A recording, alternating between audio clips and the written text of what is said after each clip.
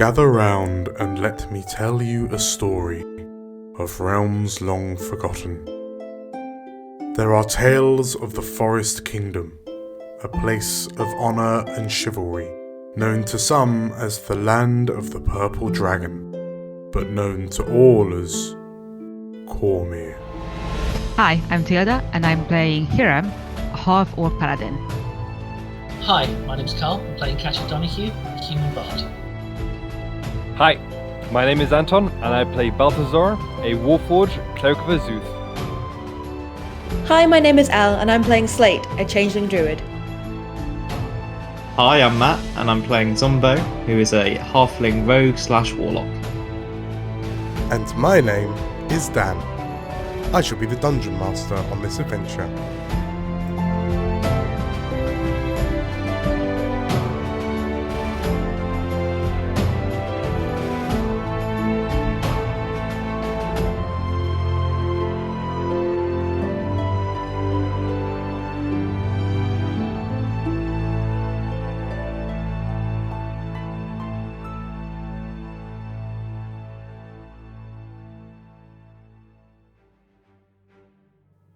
Hello, everybody!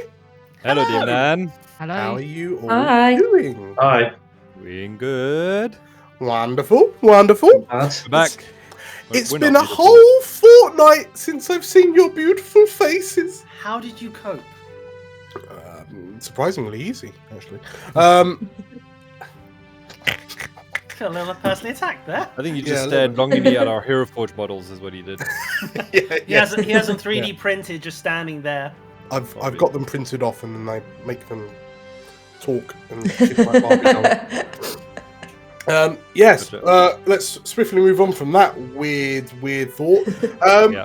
So, last time we were here, we had a slight fever dream where we followed the exploits of Magnus and friends as they gallivanted through the streets of Suzail in an attempt to buy some time for the Warhounds to do some stuff and things. And I'm going to go out on a limb and say I think it was marvellously successful. Yeah, 100% success. Yeah. I do hope so, Sure. because we've got to get a wiggle on. I mean, Yes. things happened, and we definitely took it places. Mhm. Whether or Stop. not they were places we wanted to go. Stuff and things happened, for sure. That is a good synopsis for the last session. So with that in mind, who would like even more stuff and things? Sure. Yes, please. Yeah, let's go. Marvellous. Well, I, for one, am very interested in the things. Let's not the know the stuff. Little more than a week has passed since the Warhounds voyaged out onto the shimmering azure expanse of the Dragonmere Sea in the name of saving Cormyr from a despicable scheme concocted by Netherese powers. This time, however, our heroes are chasing up on a lead given to them by their one-time fellow guild member, now self-professed spy networking entrepreneur, suspected love interest of the former queen, Magnus Cobbleson. At Magnus's command, and with a surprisingly extravagant distraction provided to them, the Warhounds have managed to avoid detection within the city of Suzail and make it out onto the open sea in search for answers to the alarming number of disappearances across the capital, which are suspected to be the machinations of insidious Sharan worshippers. When the sea is your stage, there can only be one showman to lead. Let us see the glorious vessel Captain Zumbo Marifat has managed to secure his fellow crewmates. Sweet. Rob a boat, let's go. This is going to be as much a surprise to Zombo as it is to the rest of you, by the way. Oh, great. Yeah, that's So, fitting. That checks out. we find the Warhounds gently lolling I forgot about the wombat, Dan. the surface of the water in two of Cormyr's finest rowboats.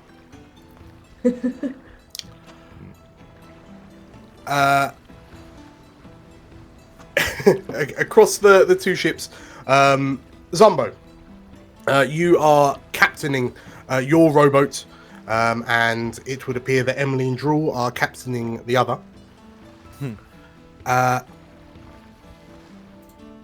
And yeah, they're currently being rowed by Hiram and Balthazar, who you very correctly pointed out were the strongest of the Warhounds, and therefore the most proficient. On Balthazar's shoulder is a peculiar grey-furred beast, which is currently kind of hooked on to the side of the pauldron, but is otherwise kind of sprawled out over his right shoulder blade. And Zumbo, every so often, you can hear sort of like gripes and complaints from the awakened wombat, which has decided to join this little foray onto the Dragonmere Sea. So, as you sail out, in arguably somewhat less impressive vessels than you last sailed the Dragonmere Sea on, Zumbo, how exactly did we come to this? I would like you to paint me the picture of what happened that resulted in you requiring 2 rowboats with which to sail out the half to a mile distance to the vessel that you're headed to. Good question.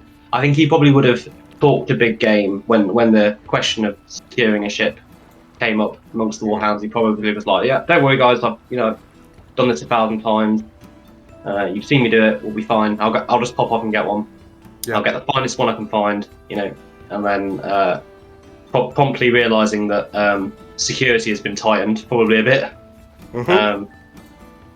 and not able to steal a big ship by himself. He's probably snuck on board and cut the lifeboats free and dropped them in, and then just kind of pushed them back to shore. And has probably since refused to acknowledge that these aren't mighty warships. Okay. Galleon 1 and Galleon 2. Yeah, he's probably referring to them as vessels or something. Sure. So and okay, so this the big grand scheme. So you basically stuck aboard a boat, stole the lifeboats. Doesn't this make you an admiral now? Yeah, you have a fleet. you know what, Catty, you're right. Two is technically a fleet. Yeah. Please stop giving him ideas. Admiral Zumbo Marifat. He's I'm probably gonna got have to one update foot my up song. on the prow. Yeah. Okay. So, this great grand plan of yours, Zumbo, I would like you to provide me to either nominate yourself or someone else, and provide me with a kind of a skill check or an ability or feature or anything like that you had, like an expendable feature or ability that you had that allowed you to acquire these marvelous sea chariots. Enable me to acquire them. Okay. Yeah. Um, What skill check or feature did you use to get these?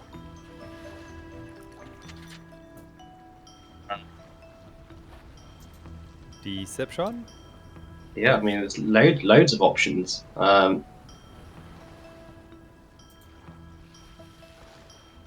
It's going to be...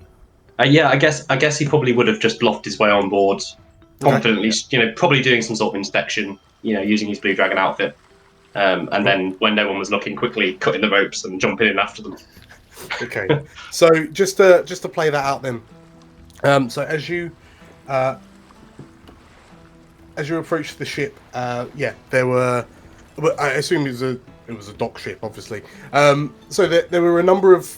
There was a quartermaster, kind of stood by counting cargo and whatnot coming in on the docks. And as you just kind of confidently go to stride past him, the quartermaster kind of holds out the quill he's writing with, and just kind of as a barrier. Apologies. Sorry, are you lost? He looks up and down. Captain? No, not lost. Thanks. Stand aside. There's a good fella. Got an inspection to do. Won't be 2 ticks. He just kind of brushes past him. Starts walking up the gangplank. As you brush off and kind of walk up the gangplank, you hear a bluster of confusion behind you, and then there's kind of like soft pitter patter of steps as this quartermaster kind of like chases after you, and this is a real kind of foppish twig of a man, and he kind of looks at you and I'm sorry, but the captain of this vessel is currently displayed. Is there anything I can help you with, sir? Is there anything immediately obvious to Zumbo on the deck that, like, any ornamentation that looks a bit fragile, or any like wood carvings that look like he could easily snap them off? So you can see that, like, on the deck of the ship, so the boxes that this quartermaster is counting off of the ship, one of them has the lid off, and inside you can see what appears to be a crate full of what very expensive looking vases. Alright. So he'll probably stomp over, pick up one of these vases, and then just start... Please don't. Oh. He'll start walking across the deck and then feign a trip and smash the vase, and then he'll round on the official and like, what do you think you're playing at? These decks aren't regulation smoothness. Look at this, loose planks everywhere. Nearly broke my neck. Right, this won't do. This will all need to be redone. Okay, at this point, as this quartermaster is panicking because it's not priceless, but it's close. As it shatters across the deck of the ship. Roll me a bluff check. Is that deception? Yes. Sorry, yeah. Okay. Or can I do performance? Either or, you're cool. Because it's a physical thing. Yes. Yeah. Okay. Cool. Pretty good. 15. Okay. 15. So, like, you look at this man, and as you kind of shout and berate at this quartermaster, you see what little colour he had in his face vanish. And this man, like, stiff as a paw, just, apologies, Captain. I didn't appreciate that. I'll have the dock workers come and clear it up. Excuse me, and he kind of hurries off, and you just see him kind of doing a very kind of frantic run down to fetch someone to clean up this mess. He stops, as he gets to the gangplank and turns around and says, please don't try and pick it up yourself in case you cut yourself or something. And then off he goes. And, you see all of the other crew on the deck of this ship. They've all turned to look, because obviously you look when pottery is dropped, right? But they all kind of watch his quartermaster run off, and they look to you, and you see them all just kind of look down, shake their heads, disapproval, and then kind of carry on with their days. What are you all standing here for? This is a hazardous working environment. It's broken pottery. You're all going to have to clear off while this is cleaned up. The blue dragon. So they're not blue dragons. These are kind of like privateers, but they look to one another and they just, like, okay. And you just see this crew, like, very happily leave the ship because it's now a danger to life. Yeah. Cool. So with that, as you watch the last crew member kind of whistling, throws a towel over his shoulder and whistles and does a little jaunty walk as they leave the ship and finish work early.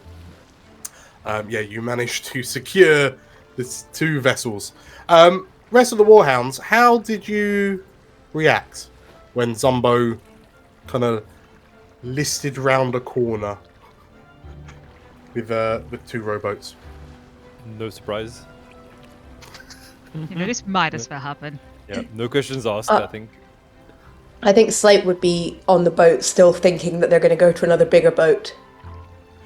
And just being like, oh yeah, of course. Everybody knows what he's doing. This is just one of many boats. Is this gonna hold Balthazar's weight? Looks Well, if you that'd be- sneeze on it, it might collapse. That to be the anchor. As long as we don't jiggle too much, we'll be all right. Sure. Okay. Perfect. So, with that, it did take a little while. So the sun is setting over Suzail as the Warhounds pack into these into these two rowboats. Balthazar, as you kind of get in, Zumbo, you look down because you notice that the water level visibly rises up the sides of the rowboat as Balthazar gets in. And like Balthazar, as you just kind of sit down and you have to like pull your arms and legs in real tight to fit into this thing. You hear a excuse me, and like this wombat just kind of leaps from the dock onto the rowboat, and like Zumba, you see some water slop onto the side because wombats are dense little beasts. Hi, Balthazar. I'll grab onto you. And he looks to you and, hello, please don't touch me there. That's my ticklish spot. Sorry. Thank you. And yeah, the rest of you climb into the other ship, and off you sail. Some hours later, actually, how fast do you sail? About an hour later. Yeah. Hiram, as you let out a resigned sigh as you kind of roll your shoulder because this has been an intense row. And Katya, what have you been doing to support Hiram through this grueling trial? Pluck, stroke, pluck, stroke, pluck, stroke. You doing the... Very good. Keeping the pace. Keeping the tempo. I mean, I could have cast haste on Hiram, but that would have made rowing a whole different experience. That would have been amazing. Are you sure that would have been? Just holding onto the back like. And Balthazar, have you just been kind of powering through? Yeah, I guess. Cool. Row your boat. I think while they've been rowing, Dan, Zumbo has been trying to motivate Balthazar and Hiram using the tale of the time he lost one of his oars and had to row, couldn't bring himself in to shore, so ended up rowing all the way around the Dragonmere in a circle. And trying to use this as a motivational story for why Hiram can definitely do this. Come on, it's easy. Yeah, I you've did got it two before. oars. Yeah, exactly. Silver linings, Hiram. Silver linings. Why am I the one getting all of this? Like, Well, I'm Balthazar as well, but he's probably moaning less. But no. did I say anything? I'm pretty sure I didn't. I feel very picked on. Yeah, you're in the other boat. We get a thing. There's so- a thing. Yeah. Okay, so yeah, everyone mark it down. Yeah, as Zumbo inspires you all, as he is wont to do. Yeah, everyone gains some temporary hit points from his inspiring How leader. much is it? Ooh. 14? No, 13. It's your charisma plus 6. Plus 3, sorry. That's 3, yeah. Gotcha. Nice. Marvelous. So, Slate, what are you doing while this is happening?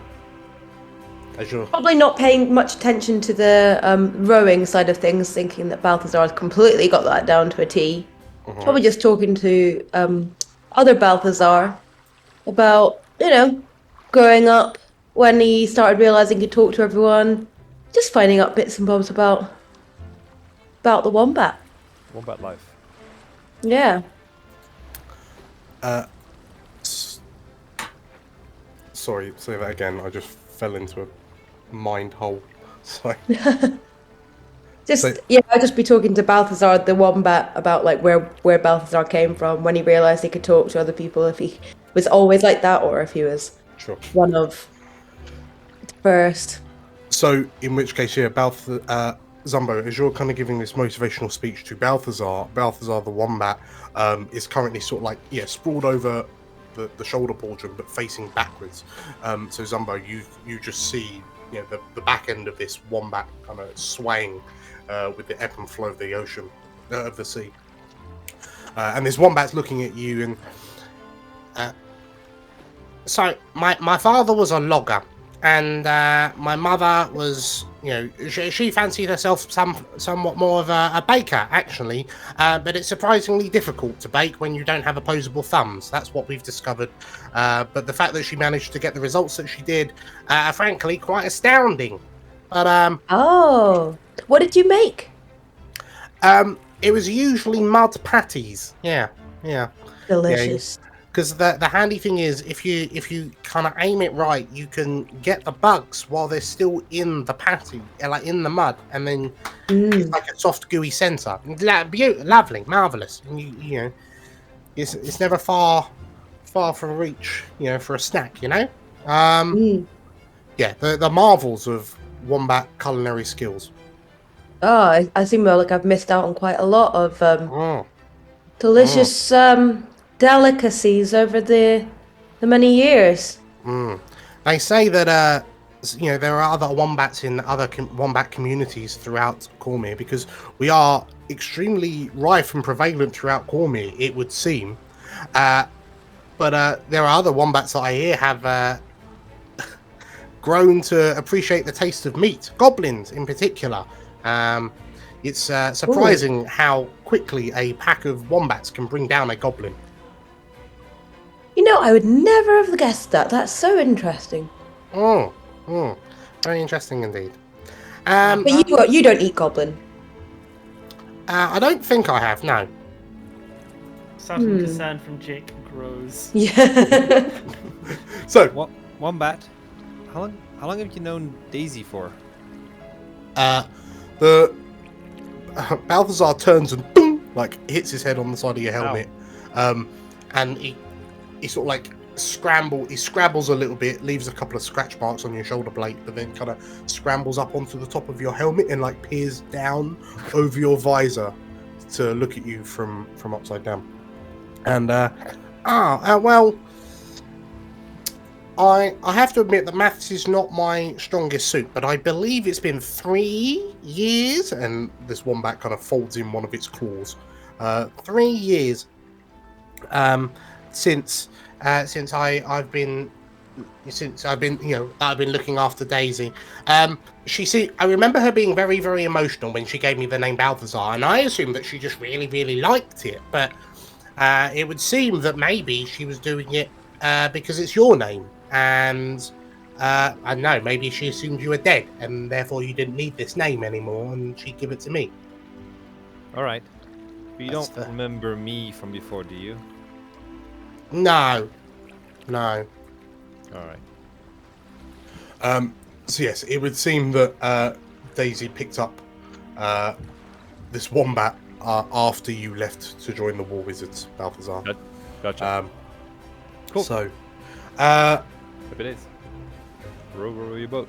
So as you kind of wrap off the conversations, Zumbo, as you're kind of 1 foot proudly on the prow of this rowboat, you notice that there is a stronger wind kind of blowing in that's making the sea a bit more choppy the further you go out into the Dragonmere, and you also see a sea mist kind of begin to blow in, and sure enough, sooner rather than later, the mist kind of washes over the 2 rowboats, and it becomes kind of very, very difficult to see, and the fact that you've got to put in extra effort to counteract the sea currents kind of knocking the rowboats from side to side, and it is a very, very much a case of the boats are kind of swaying kind of dangerously from left to right. The 2 rowers, Balthazar, Hiram, actually, any of you on the ship, how are you ensuring that your boats stay on course? I require, Like, what are you doing to? Do we know where we're headed? We're headed to a main boat, right? Which is... Yes, beg my pardon. Yes, thank you for reminding me. So, Zumbo, you found out through your snoopings as you were getting these rowboats, the ship in question, you found from a shipping manifest. It's a name that I feel would fill you with a small amount of dread. For you know that you're setting out for a vessel known as the Penitent Martyr, which is one of Cormyr's premier prison ships. Have I ever been in it? No, and you thank the stars that you haven't. Okay. It is one of those, for fellows of a naval disposition such as yours, a career path such as yours, to get locked up on the Penitent Martyr, relatively few pirates come out unchanged. Zumbo, is Yeah, this a that's stealth mission? Is this going to be a stealth mission? Yeah, that's the plan, lad. Yeah. Right. I just don't get why we have to sneak onto a floating pub. It sounds like it's going to be a lot of fun. So why don't we just go there and go on the galley? Where did you get the pub from? Well, it's called the Penitent Martyr. That sounds like a pub, right? Oddly, I can see the logic, Yeah. but it I mean- has something of a reputation in Suzail. Normally, I would see Oh. the logic, but didn't we have like an actual conversation about what we are doing here? Yeah. I'm pretty sure we did. Well, I have the not- memories. Not Yep. what the boat was. Yeah, I we do. thought maybe we were stopping off at the Penitent Martyr, which was a pub, and then going on to go and get. No? To be fair to Slate, our nights at the pub do usually end up in fighting as well. So I don't think this is like the Drowned Leviathan in Neverwinter. I think this is, this isn't a pub, a ship that's been converted into a pub. Okay, so It's a prison ship. is there any chance that there won't be any ale there? High Yes. chance. Yeah. Slate Wish I'd packed some backflips ale. off the ship. turns into a dolphin, speeds back to land. Do we see the ship approaching? Are we close to it? So you know the kind of where the ship is moored, because it moors off coast far Yeah. enough that anyone who gets off manages to break free isn't gonna be able to swim back unless they're just naturally predisposed to being in the sea, like a sea elf or something. But so yeah, you know where it is, but you can't see it yet, especially now this fog is rolling in. So effectively, it's just a case of like, how do you make sure you're maintaining the right course? Because now it is nighttime. You are kind of sailing by starlight and the moon, like tracking your position in the time via the moon's trajectory overhead. Can I use my navigator's tools? You may. I was thinking, if Hiram's okay with that, we tie ourselves to the back of Zumbo's ship, so that way at least, Yes, but the question is, can we see the boat? Because it's dark, there's a fog. We can see each other. Yeah, you can see each other, but yeah, you can't see the Penitent Martyr yet. It's still a little bit further on, but you just need to make sure that you don't accidentally drift off course and then miss Yeah, it. my thinking is, I do have a spell I could potentially cast here, but I'm wondering if maybe some of the spellcasters have a better version of it. The locate object. Like if someone has locate person, we can try to locate Daisy. I got rid of locate person. Yeah. Don't have it. Let me see what I've got on the moment. The No, I have got control water, which could help for us getting somewhere, but... Oops. yeah, so I'll give guidance to Zumbo. Oh, nice. I feel like control water is going to be very handy in our getaway later. Yeah, I'm keeping that. okay. I'll need 2 checks for the 2 ships. The one problem you'll have with locate object, Tilda, is that I highly doubt you've been up close within 30 feet to the Penitent No, that's why I was Martyr. hoping that someone has Yeah. locate person, seeing how you're about to, like, Gotcha, rescue a gotcha. person. Yeah. Yeah, no, we haven't had a rest yet, actually. So It's not. Oh well. So we've got navigator's tools and something else. Sorry, quick one. Does Balthazar, Wombat Balthazar, possibly know anything that Daisy might regularly wear? Like a locket or anything like that? Or does the person who casts locate object have to have known that? I think it's the it's- person that... It's the person that casts it, yeah. Because they hold that image in their mind as they. A as they name cast or an it. object that is familiar to you. Yeah. Yeah. So we know the name, but unfortunately, arguably, Balthazar the Wombat is the only one who's met Daisy because Balthazar Tallbot Forgot.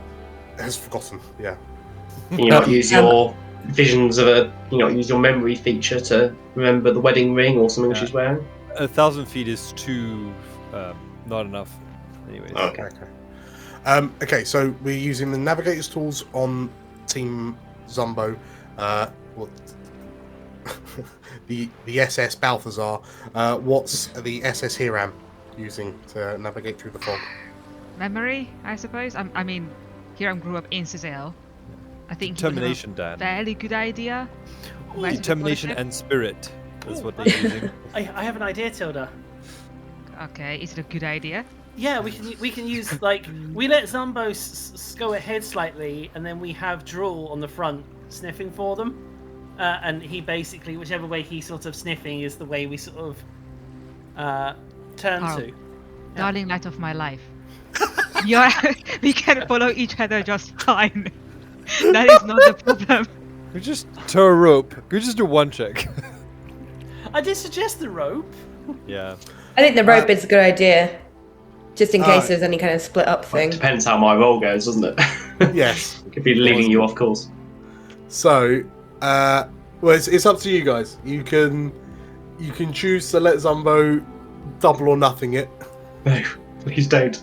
I mean, can I Yeah. just use a history check to help him with that? Well, open a To sort book of and point him read, in the right read it out. direction. So what is the history check for again? Like what are you accomplishing Because with I it? grew up in because Hiram grew up in Suzail, he would have a good idea of which direction to go. And Yeah. then Zumbo can do the rest. Okay. Sure. Right. Let's go. So Zumbo, if you give me a, I guess a survival check. Before Yeah. Zumbo does that, Uh-huh. did that not work? Bardic inspiration for Zumbo. And then history can do check for it. Hiram. What? Go wisdom because it would have been survival that I'd asked for. Yeah, okay. So this plus 6, and then plus whatever. Okay, so 20. Lots. Okay. 22. 20 lots. Cool. Marvelous. Perfect. Okay, so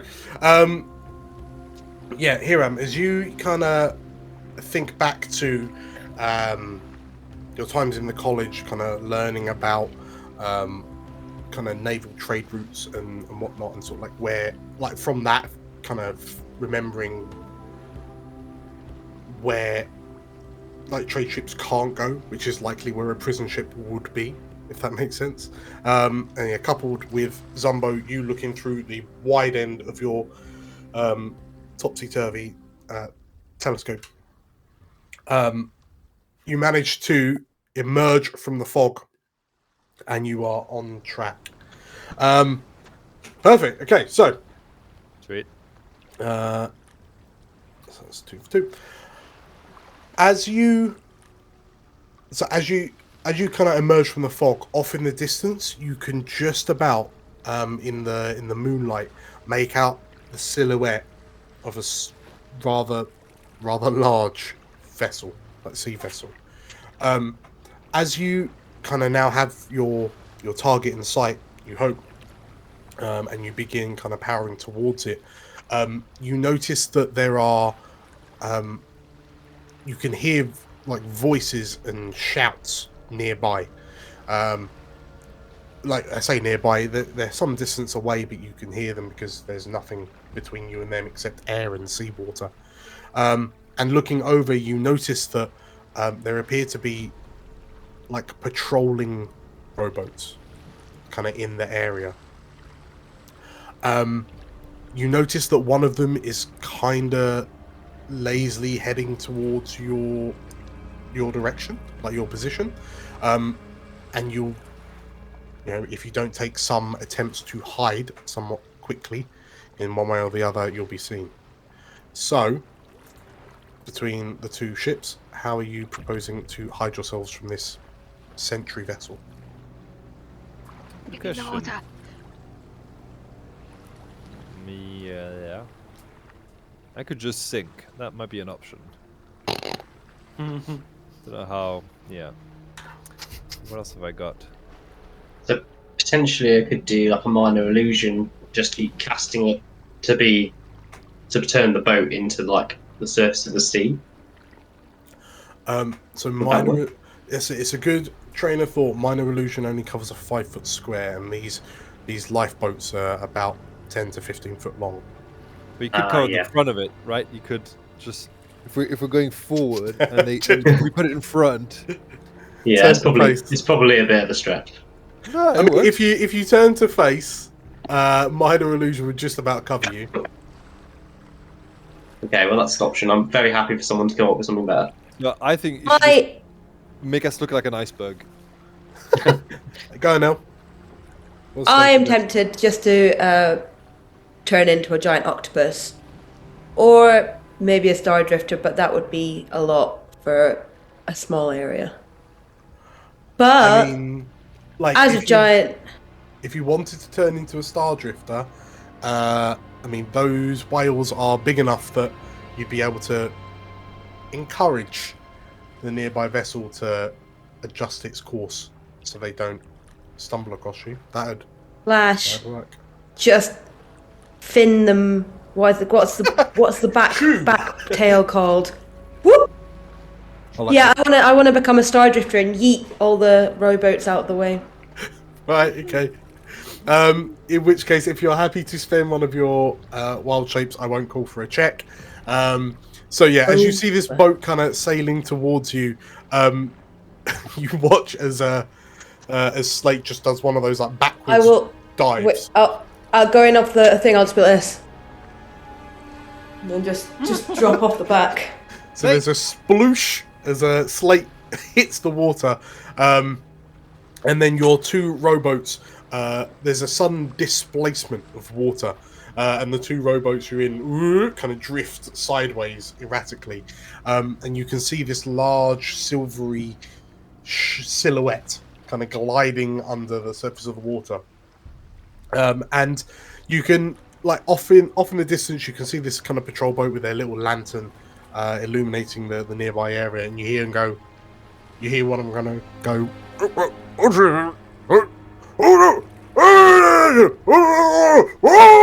And you watch as this.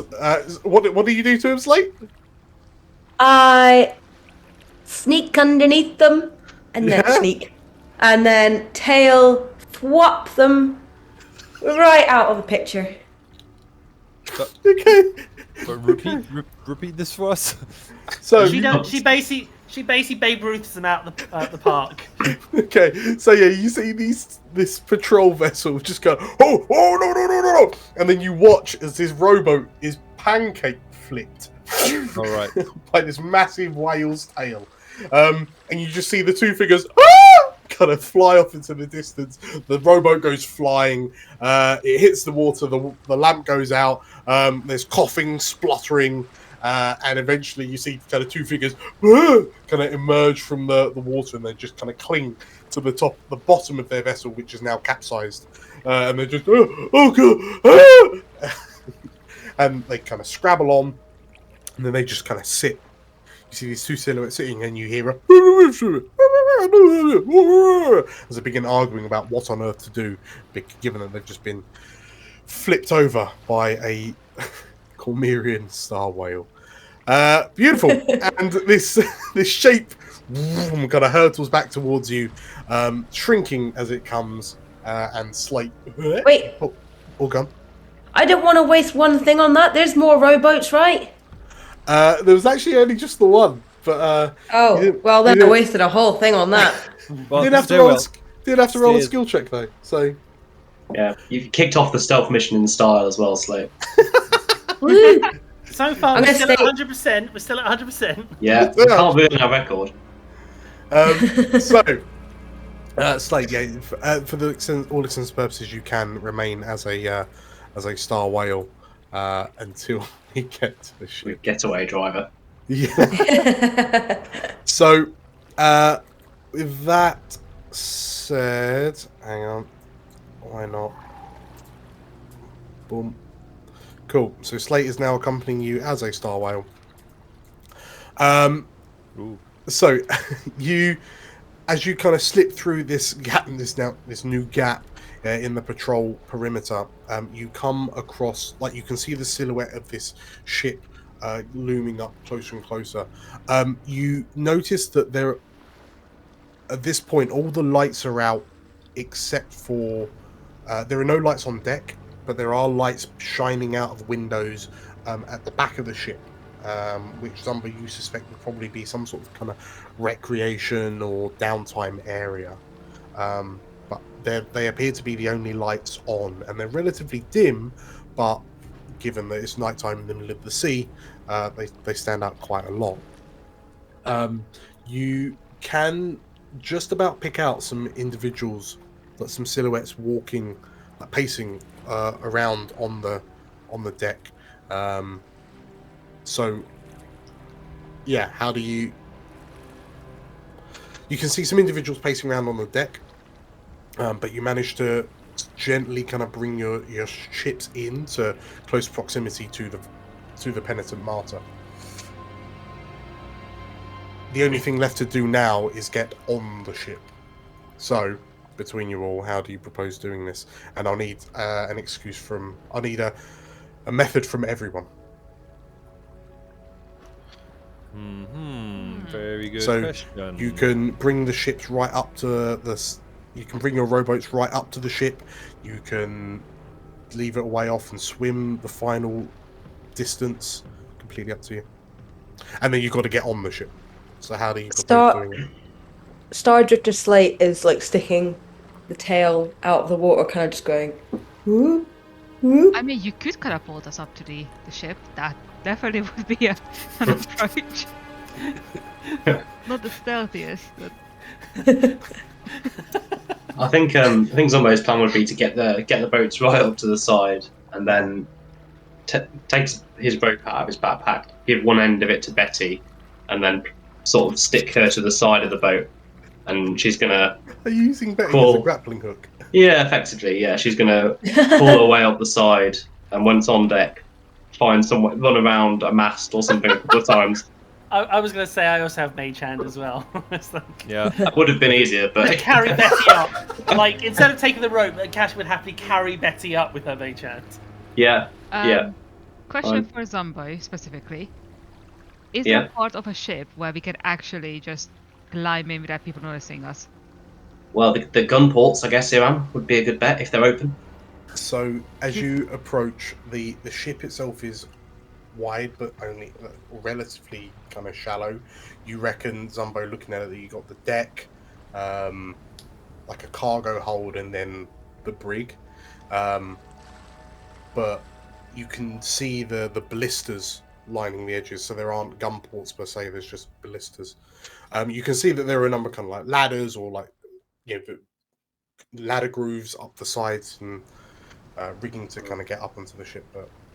Okay, so there's no obvious openings on the side then? They're all listed on the decks? Not on the water's edge. I think Mage Hand plus rope should be good enough. Yeah. Zumba, the other thing you notice is that kind of below the top deck, there are just no, apart from this kind of recreational area, kind of where there's this warm light shining out. you don't see any kind of windows or kind of view holes across the rest of the ship. Like, and it kind of makes sense if it's a prison ship, right? You don't want to chance someone just climbing out through a window, no matter how small it is. Do we see any guards? So there are the occasional silhouettes walking around, but it looks like there's not that very many people up and about because so far you've done a pretty good job on this stealth mission. Well, yes, but at the same time, if it's this is a prison ship for Sharlayan worshippers, wouldn't it be a bit stricter? I guess if they don't think anyone's going to be dumb enough to come here. I mean, might. that, or because quite a lot of war wizards are involved in this. Is there something magical that we are missing? That's a good point, yeah. Kat, you're good with your magic and stuff. Any way of telling? I'm not good with magic. I'm good with people. And she gestures Balthazar, who is already, I'm imagining, there. Yo. Yep. I'll do it. Yeah, my bad. Balthazar? Yeah, give me a second. Wait, give me 10 minutes.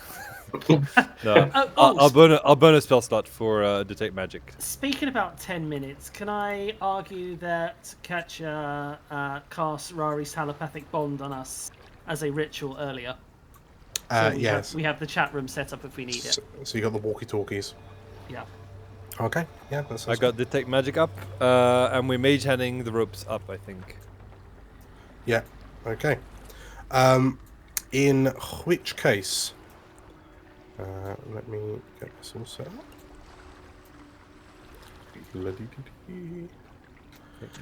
So, as you pull up to the ship, you pull your two rowboats up to the ship.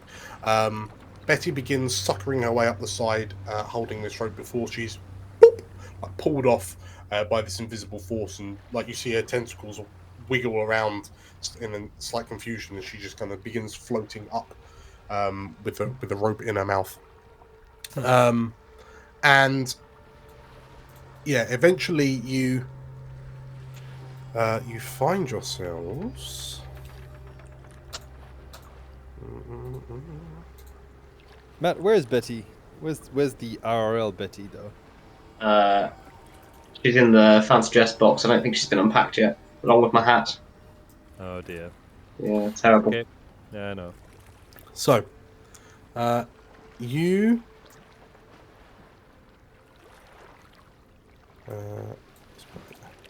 So, yeah, you find yourselves at the side of the ship. You see the rope kind of sliding up as Betty does her thing, and then eventually the rope stops sliding. Just to check, can everyone see on this map? Yes. Yeah. Yes, a I boat. also think I see someone I'm not supposed to. Oh, dun dun dun. Real. Do you Yes. ping? Ping. I've just picked it. Oh, no, that's fine. So as you at this distance, sort of like as you're heading up, well, as you're at the side of the boat, you can hear that there is some kind of carousing and drunken laughter coming from the rooms with the lights coming out of them. And Zumbo, as you kind of listen, like you can all hear it, and it sounds like there's a number of individuals in there. And Zumbo, it strikes you that this doesn't sound like this doesn't strike you as what a prison vessel crewed by war wizards would sound like. It sounds almost more like a crew you'd be captaining. Because you can hear this kind of very kind of loutish coming from inside, and yeah, you can hear that there are multiple voices. Could I maybe guess that there's been some sort of prison break or mutiny or something, and people who were in the cells are now running the joint? It would sound kind of like that, in all honesty. I mean, it's a bit difficult to say, but you know, yeah, initial ideas. So who's the first to climb up onto the deck? Somebody sneaky. Be I Zumbo, can- actually. I can Or have a Katya. peek because I might be able to do something if there's anyone immediately in our way. Yeah. Yeah, I'll be right behind you, Cat. You go for it. So And the fat boys will go last. you climbing up onto the deck? Yeah. Okay, give me an athletics check with advantage because you have got a rope. Athletics with advantage. 11. No. Okay. There's a point where you feel your boot slip and you stop for a moment and then carry on kind of abseiling up the side of the ship. And you make it up onto the deck. So next to you, you see one of the blisters, very similar to the blisters you saw on the renamed Bobbing Apple 2. But you can see that there are a number of kind of stacks of crates scattered around. There's the main mast dominating the center of the ship in front of you. To your right, you can see that there is a staircase that heads up to the captain's deck, and obviously to your far left, you can see staircases up to the prow of the ship. You do hear a cough come from behind one of the boxes, and you can see the ever so slight glow and smoke trail of someone smoking some sort of pipe weed of some sort. And there's a very poorly hummed sea shanty that kind of drifts over. Through the chat room, Katya will say that the coast is currently clear, so Okay. she's going to step round to there. Yeah, so you can see that actually the rope that you've just climbed up basically goes across the deck, and Betty has managed to tie it around the main mast. And Betty is waving a tentacle to you as you Who's a climb good up. Eldritch Horror? You're a good Eldritch Horror. Yes, you are. Okay, so who's next? Yeah, Zumbo would follow up, I think. Okay. Athletics with advantage. Gonna be very... Unless anyone has alternatives to getting up onto the ship. Yeah, anyone using the rope, athletics with advantage. Yeah, I'll just suck it up. Oh! Oh! Ooh. Oh! You You all... just walk on the rope. So a natural 20, yeah, Zumbo. Not even using your feet, you're just literally like shimming up with just your upper body strength. Yeah, foot. Yeah. Yeah. Years of privateering has Turning upside down, you're going up that way, feet upwards as you. yeah, you flawlessly managed to make it up onto the vessel. And yeah, Zumbo, as you peer around, yeah, you can hear someone that's having some sort of sea time break over on the far side. You can, and yeah, it sounds like whatever louts are in the kind of recreational area, they seem to be quite merry and very kind of off guard. So is that over towards that section of the ship? The recreational? The door to your left, the door to your right, has there's talks. You can hear noises and like shouting, and it sounds like gambling, and you can hear cards and dice being rolled and whatnot. Cool. Everyone else? Anyone else who wants to get on the ship, just roll me advantage with athletics, and then I'll pull you up. Unless you have an alternative, in which case, hit me with it. Should we all go up, I guess, right? Yeah. Yeah, let's do it. I'll come too. Hiram, Ooh, Hiram. Emily Wow. Okay. Here I am. You vault up onto the deck. With the natural 20, can I also like grab Emily and Well, take her with me? so Emily. So you're bringing Emily, yeah? Yeah. Okay. So Emily comes up with you. She she jumps on your back and piggybacks you, or you piggyback her as you climb up. As does Balthazar with you, Balthazar. Yeah, I got Balthazar and Balthazar. Okay, so Slate, you managed to make it up. Drool Nice. somehow climbs a rope. Slate's not still a whale, presumably. Yes, yeah. Unfortunately, Slate has had to de-whale. Yeah. Just a whale coming up onto Flopping up on the deck. Okay. I'm here too. So, you now find yourselves on the deck of the Penitent Martyr.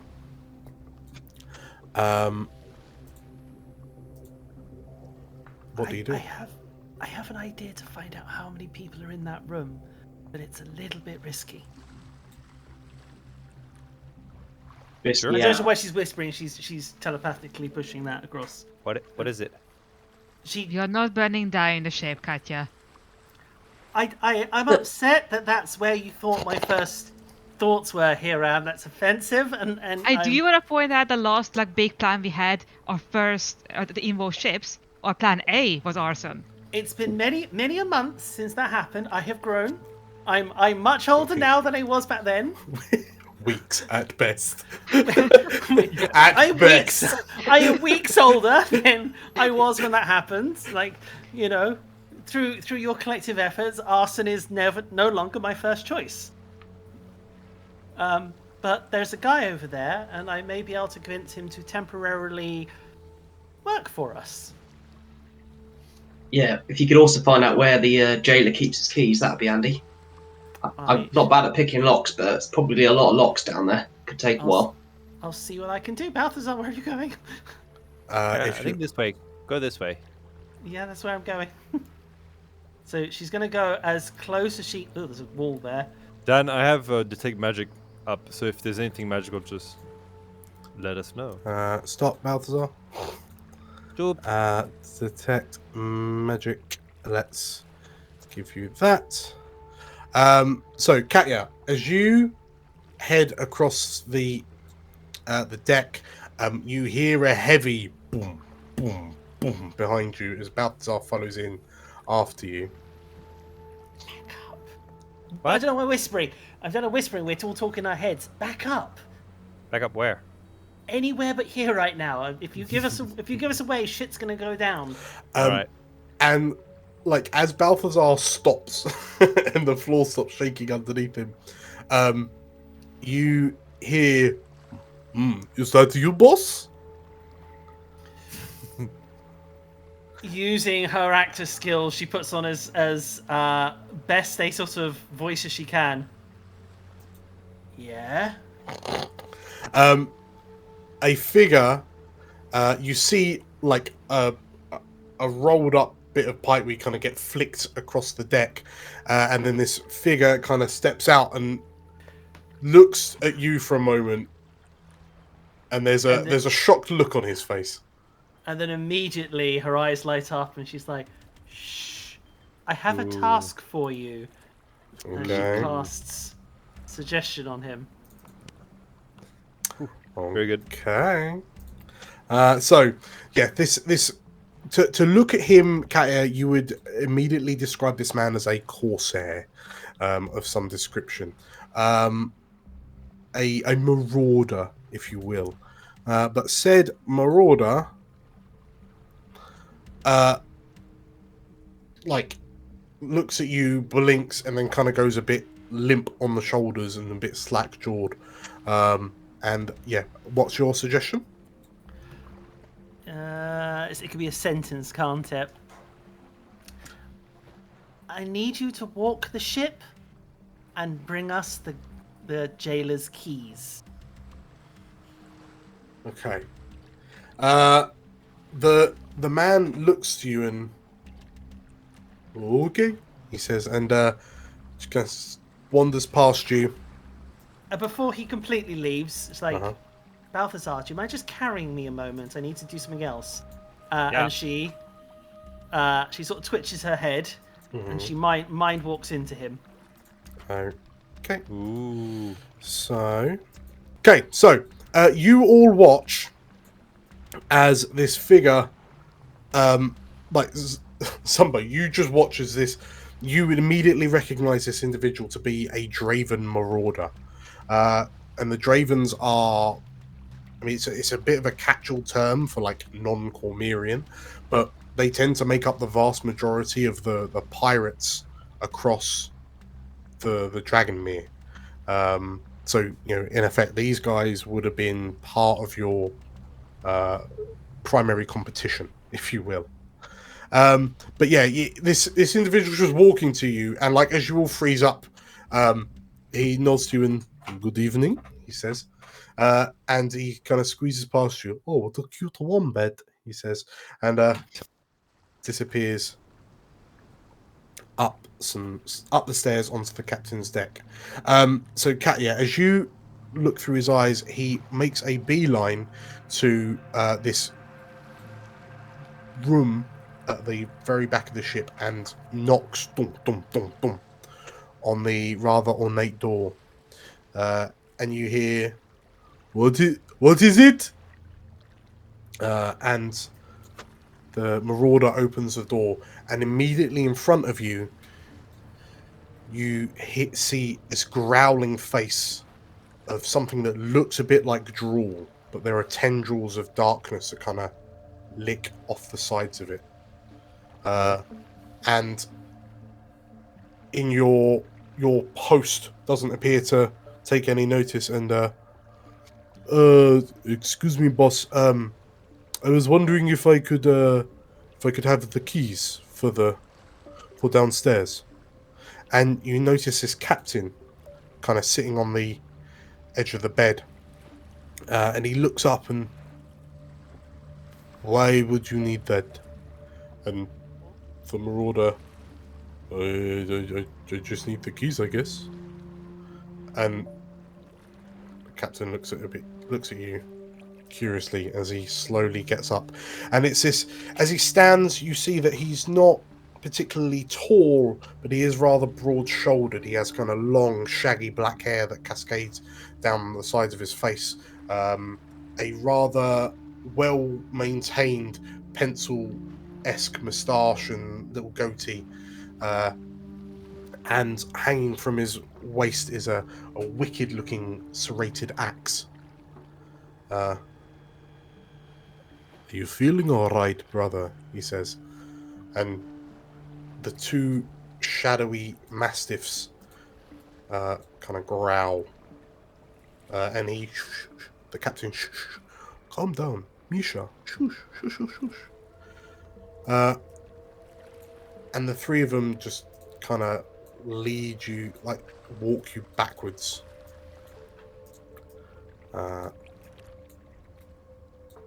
And Katya, at this point,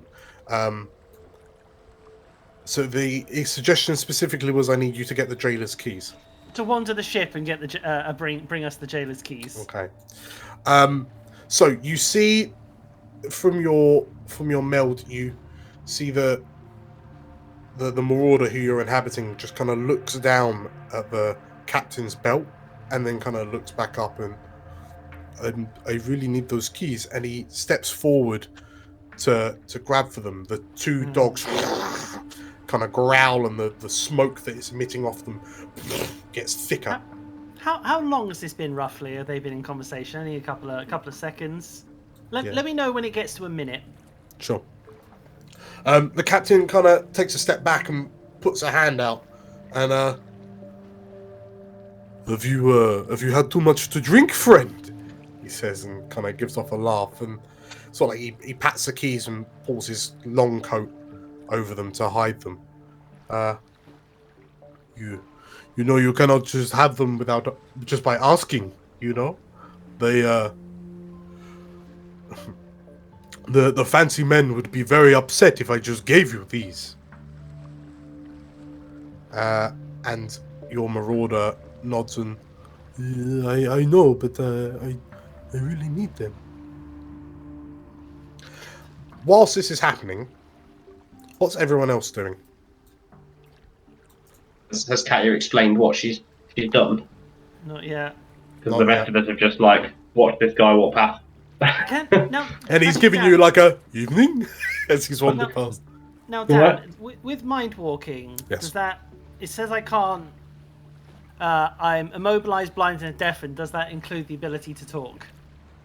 Nope. So I imagine Katya is probably, while she's watching everything, may give everyone a heads up, especially as the guard walk past. She can see everyone, but she's also going to Balthazar, move me closer. And she's there, sort of like, just Yeah. eyes Okay. wide over. Okay. Just have faith, but be prepared if this goes wrong. And Reassuring. just be prepared. And now she can see the captain through this guy's eyes. She's going to use her telepathy and hopefully her actor skill to speak into the captain's head to go, this seems like a really good idea. You should give him your keys. gonna His own voice back to him. So, What if he doesn't have that kind of a brain? What if he's one of those ones with no vocal conscience? And he's gonna get real And he's like, confused oh, real quick. it's really happening. so My mother warned me it would happen. run me through this plan again. Sorry. So you're going to use telepathy and So telepathy, now I'm close enough because it's 30 feet and has to be someone I can see. But as I can see him through the guy's eyes, I'm going to use telepathy. And if I've been listening to him long enough to try and emulate his voice. Okay. You're gonna Inception him. Basically, yes, we're going for Inception. But trying to make it for him to seem like it's his own idea, but basically being his own thought process. Okay. So, right. Freaky. So from where you are then, you whisper into this marauder captain's head in his own voice. Oh, this seems like a good idea. And the captain kind of looks startled. He glances over his shoulder at the bottle of liquor that's on the stand behind him, and I'm sorry, did you say something? He says to your marauder, and your marauder is still just looking down at like the captain's hip where the keys are. And the marauder kind of shakes his head. No, not me. And the captain kind of looks back up to you, in bewilderment, and and he seems rattled. Do you know what? I think if I don't do this, I may get in trouble with my superiors. Maybe I should give him the keys. Yeah. I love how you're assuming that he speaks for himself in common. So He's been speaking common to this guy, so that's the assumption I have to go on. I'm gonna ask for a contested persuasion. Okie dokie. Because he's trying to convince himself. Would it be like he makes a charisma saving throw and Katya needs to beat it, right? Persuasion. I guess it's going to be insight versus persuasion. I suppose so. Because Yeah. he's got to figure out if it's his own. His If it's his own faculties. voice or not. Right. With actor, do I get advantage on this? I guess so, yeah. Pass yourself off as this person. Yeah. That's 28. Oh. Boy, nice. Ah, yeah. Versus 9. Well, okay. Okay. The captain just looks so confused and just I mean, and he claps his kind of crewmate on the shoulder. Those war wizards are all stuck-up pricks anyway, aren't they? And they snort. And like as the captain pulls the long coat back, what do you need down there? What do you need down there anyway? He says as he unclasps the key ring on his belt, and like your marauder just kind of lunges for them and grabs them. I shouldn't ask questions. I should probably have an early night. I have clearly drunk too much. The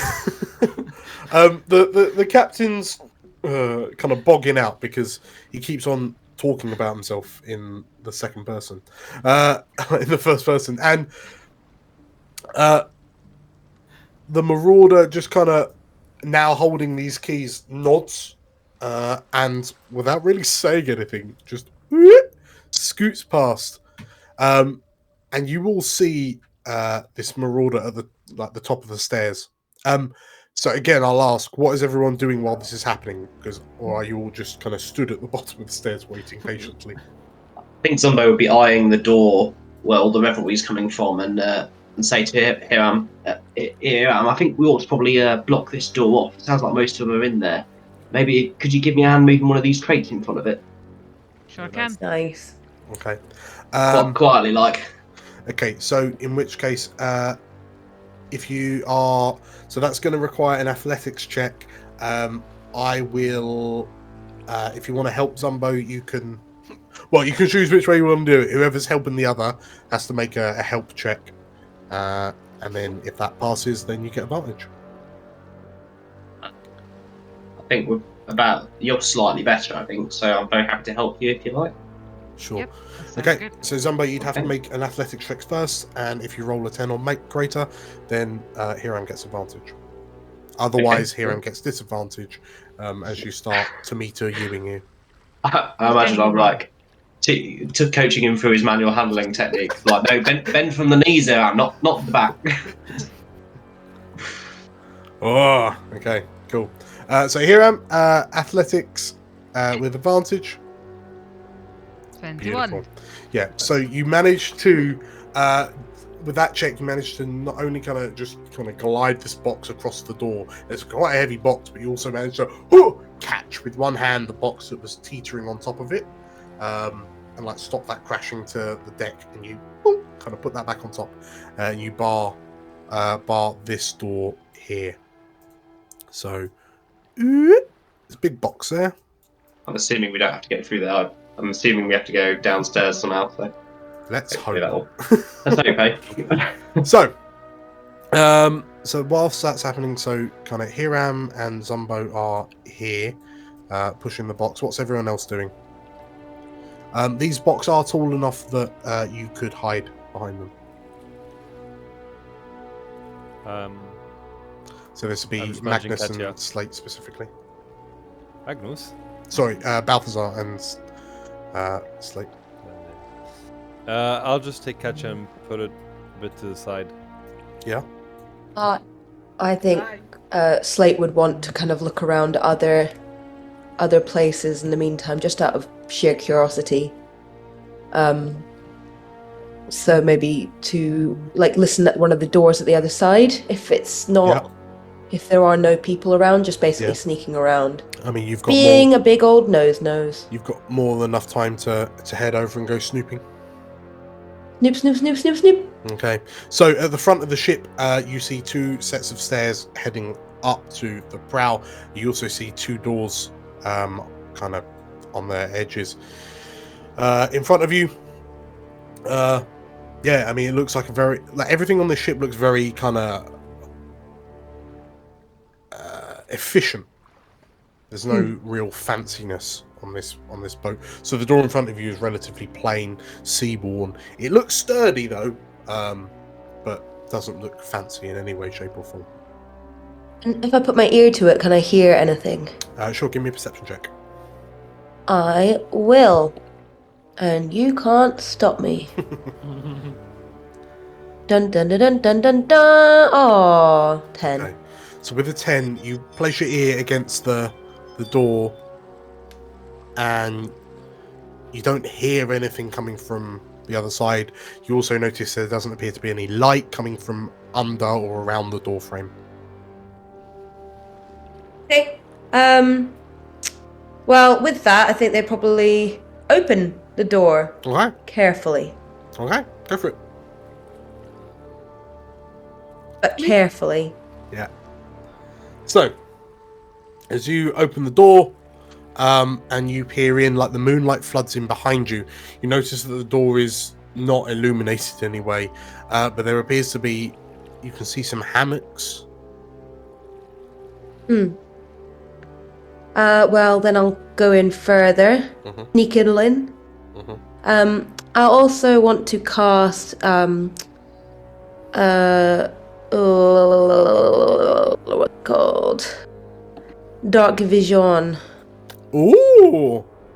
What dark vision does that give you? It gives me the ability to see in the dark out to a range of 60 feet. Okay. In dim, right? In the dark, yeah. Has dark That's all it vision. says. Cool. There you go. That should be a lot brighter. You should be able to see now. So ahead of you, you can see in this room. You can see that there are 3 hammocks. They all look very uniform. You cast your mind back and recognize these hammocks to be very similar to the efficient, no fuss hammocks that you've seen in, like you saw them in all of the military camps you've been in. So to look at them, it would belie the fact that they are used by war wizards. Yeah. Okay. Further up ahead, you can see 2 stall doors, which you assume would lead to the lavatories on the ship. You can see a small cubby hole with the support for the mast up that goes through the prow, with more hammocks hanging from it. Under each of the hammocks is a personal lockbox. Oh. But you'd have to. Are they locked? You'd have to test them to see. I'm going to test them. Okay. This one in particular? Have any of them got like a certain feel to them? Like, I'm going to definitely be on feel, kind of like, which one's got the right vibe? Give them a little kind of like touch and see if they're warm or Do a anything. vibe check. Yeah, I'm doing a vibe check. So they are all made of like the same material. They all seem to be relatively standard issue. It's all kind of boring, in all honesty, like these war wizards seem very uniform. I'll just pick up whichever one first. And the one thing you don't notice, there's no like distinct like key lock. It just looks like a latch. So it'll be more of a magic lock. Well, I'll just try and open it and then run away really quickly. Okay. As you try to open it,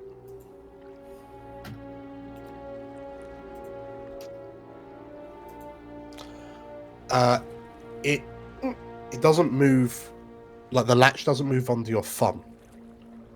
And as you kind of rise to your feet and then kind of sprint backwards a few feet, nothing happens. No explosions, no poison gas. The thing just doesn't open, and it kind of clatters back to the ground. But that latch seemed very, very firm. You would ponder if it was magically so. I'll try the other one just in case. Okay. Maybe they magically forgot. So as you try a second one, that one is also latched shut. I'll lose interest and walk off. Okay. Sure. So, as this happens, as you emerge from the one of the bedrooms, like the dormitories, Balthazar, you and Katya are hiding. Emily has joined you. Balthazar has also joined you. There's a right old party, and sure, why not Drool? So you're all just kind of piled behind this set of boxes. Balthazar, off the back of your detect magic. Yeah. So, because as you kind of look around and get adjusted, you see, as you peer up to where Katya is Hodor warging, Yeah. you can see that there is a glow of magic somewhere up there. Doesn't look very big. It looks, handheld, if nothing else. Right. You can also see what this almost sort of like white, misty trail that goes from Katya up the stairs that seems to connect to the back of this marauder. Obviously, all of you lot glow in various shapes and sizes, but it's when you turn back to look towards the middle of the ship, like under the mast, that you, like through the floorboards, because it's only wood, right? Mm-hmm. There is a extremely bright transmutation glow. Okay. I will let. Well, Uh, Katya can't hear me. Well, no, I'll let everyone know because we're all telepathically talking. Say, very, very big magical glow. Center of the ship, transmutation. Not sure what it is. so, Cool. off the back of that, then going back to Katya, this marauder just kind of wanders down. Zumbo, you peer up and just see this this Draven just kind of walk down, looks to you, and evening, he says, and then like wanders around, looks around a bit, and then sees you, Katya. Like She shakes off the. You see yourself, and this marauder hands you a set of keys. Enjoy the rest of your walk. The suggestion was to get you the keys, wasn't it? To wander the ship and get us the keys. But technically done both, right? Well, it lasts 8 hours. Don't know how long he wants to wander the ship for, but I was very particular in my words. Wander the ship and bring us the keys. Because I was actually hoping he'd go into the room, have a look at all the people, and basically do a mini scouting tour for us, but he went straight for the keys. So he's only done one part of the instructions that I gave him, which is to get us the keys, but not wander the ship. I feel like if you had a genie, Carl, you'd be really upset with the genie. You'd be like, exactly. oh, you didn't do my thing the way I wanted you to. And then they'd be like, it was a bit vague. I was like, make me a prince, and he made me prince. I think you meant scout around the ship and get me the key rather than That kind of was what I was hoping. For with the wander the ship. But yes, it was wander the ship and bring us the jailer's keys. So he's completed one part of the suggestion, which was bring us the jailer's keys. But now he must wander the ship. I felt like your wording was not very watertight there. Yeah, that's on me. That's pretty great. I like that watertight. We're on a ship. Brilliant job. Nice. As the man hands you the keys, I rolled it. It was a 50-50 chance. The man's eyes kind of snap to, and he blinks a few times, and he just looks at the group of you huddled. Like, he sees you, Balthazar. He sees Katya, Emily, a wombat, an octopus, a dog, Zumbo, Marifat. And he just kind of blinks to you all, and there's a moment where he, what? And in this moment, as like his eyes open in shock and panic, and Katya, you realise that the jig may be up for this particular chap. Let's grab a 10-minute break. Ooh. He's going overboard. See you in 10. That's it. Yeah. What a sorry bunch of landlubbers. Nah. You'll need much more training before you're ready to join my crew. But don't worry, that's why I've made these here instructional videos. We'll get your ship shape in no time. All I need you to do is give this one a like, and then subscribe so you won't miss the next one. Zumbo out. Hello, welcome back. How you doing? Doing good. I mean, we had a very interesting conversation in the break of what I could have done with all that, and I'm just like, I have missed out on so much. So I could have done so much chaos. What is your new feature called, Carl? Mind walking. Yes. Ah. So yeah, Carl, give us a real quick TLDR, and I'll correct you in the editing if you're wrong. So basically, I can dive into the mind of a person. I can read their thoughts. I can also use them, as a vessel for myself to walk around, seeing what they see and hear. And what we were discussing in the break is I can actually cast through them as they would be like a familiar. So what I could have done with the captain up there is because I can see through him instead of just seeing stealthily, I could have done something like suggestion on the captain. So there are many opportunities for high chaos now in my feature. But familiars can only do touch spells, whereas you can actually do range spells through them. Yes. Correct? Yeah, in a way, it's actually the opposite way around, because you can just do the eyes through someone else, but can't do the poke. Gotcha. Cool. Yes. So we rejoin the Warhounds as this poor Draven Marauder pirate has just finished, as far as he was concerned, has finished his suggested course of action, which was to wander the ship and then get the keys. And he feels he's satisfied both of those. As he snaps to and looks to you with a shocked look. Everyone, roll me initiative. Oh dear. Knew you were lulling us into a false sense of security here, Dan. 11. It's alright. Too bad. That's surprisingly good for me. 3! Oh yeah.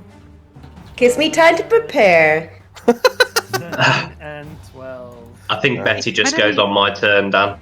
Yeah, okay, good shout. Let's remove her. Cool. Or straight after my turn or something like that. Yeah. Why does the wombat get a turn, Dan? What's that, Soda? All this for one marauder, by the way, just one. One marauder. One marauder can turn into 20. So, Zumbo, as this, you've noticed this Draven Marauder, this pirate, this kind of flagless pirate, just kind of, and like the red exclamation mark has just appeared above his head. But whilst he's surprised, what do you do?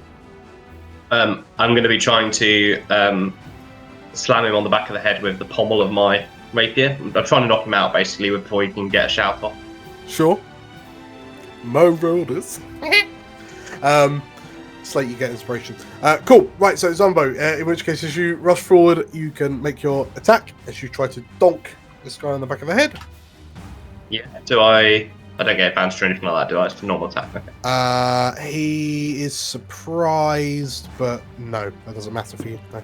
No, okay. No problem. That is a hit. Okay. And then... Oh, so 18 total damage. Cool. So as this guy, you dash forward and you leap from the ground to get to head height, and as you bonk, like punch this guy on the back of the head, he like slumps and collapses to the ground. Okay. Oh, you dick. Cool. Amazing. Combat over. That's such a great plan for what I was gonna do. So sorry, guys. I didn't.